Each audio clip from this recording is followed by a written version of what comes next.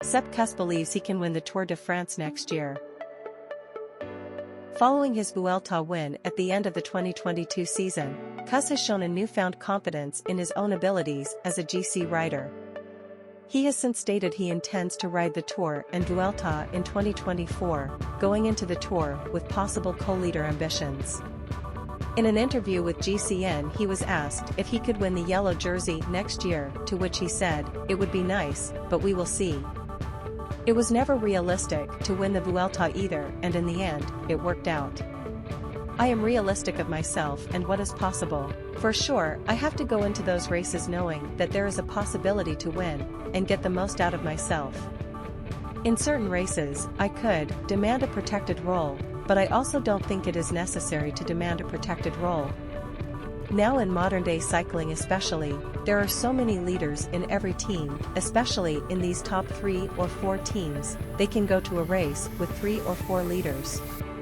That is how cycling is now, as we saw from the Vuelta or other races. Even if you're not the main leader, you can still win." He was then asked on his preferred position within the team, to which he said, "I definitely prefer being in the position of a leader and winning in the end, but only if I know that it is really worth it, or if I am really in the position to win, otherwise it is better to help someone that is better."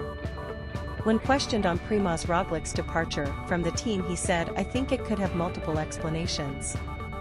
Maybe the Vuelta was the final turning point, but in the end, the Tour de France is the only race he hasn't won, and in order to win the Tour, oftentimes you have to be the sole leader and have the whole team behind you.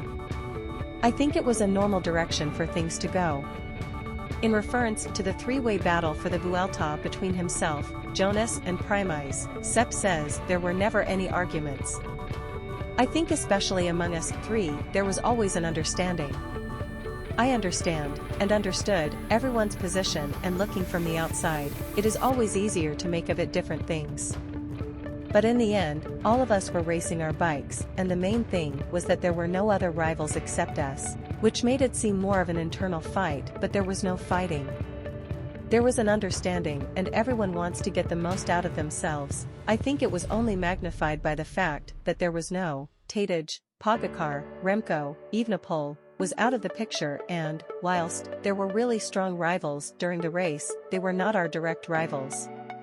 It was a big advantage in the middle of the race when we had direct rivals, but later when we didn't have any, then it became not a problem, but too much of a good thing. It was a unique race for me because I went in without any expectations or pressure," admits Kuss. "But I realized after holding the jersey for many days and everything that went with that, I realized I could handle that stress and also everything that was going on, or things that were said in the media, I could handle all that.